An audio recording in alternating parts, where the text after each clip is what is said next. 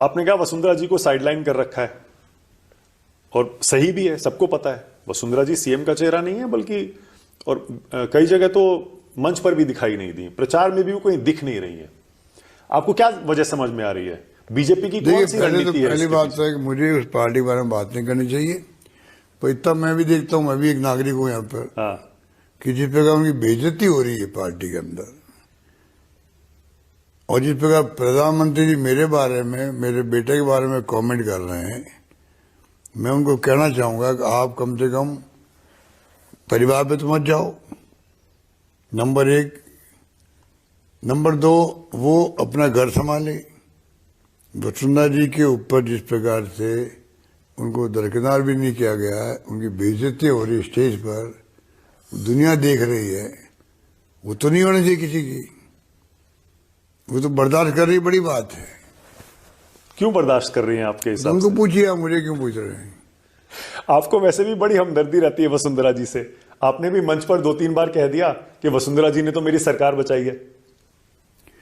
नहीं, मेरे कहने का आशय मैंने स्पष्ट कर दिया था बाद में कि जब क्राइसिस था उस वक्त में एक क्लास ऐसी थी बीजेपी के अंदर भी जो इत्तेफाक रखती थी इस बात से कि हमारे यहाँ परंपरा नहीं है सरकार गिराने की।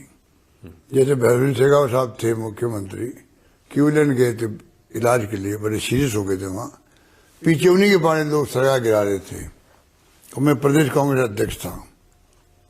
तो मैंने उनको मना कर दिया कि एक मुख्यमंत्री बाहर बीमारी के लिए गए हुए हैं और पीछे गवर्नमेंट तुम गिरा रहे हो, तो हम साथ नहीं देंगे आपका।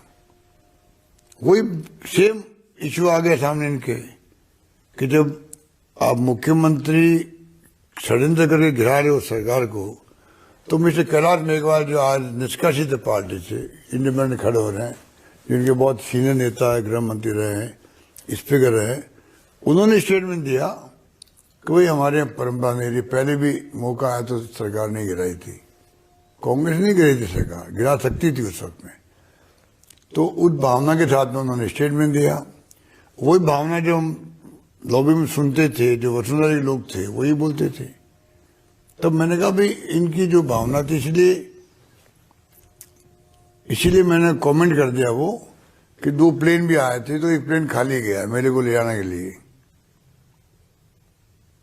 उस वक्त सरकार जो बची थी हमारे, आपने कहा कैसे बची? ऐसे बची। प्लेन आए 2-2 लेने के लिए एमएलए को, उनको विश्वास नहीं था कि एमएलए जो वसुंधरा जी के वो साथ देंगे, प्लेन खाली गया वापस।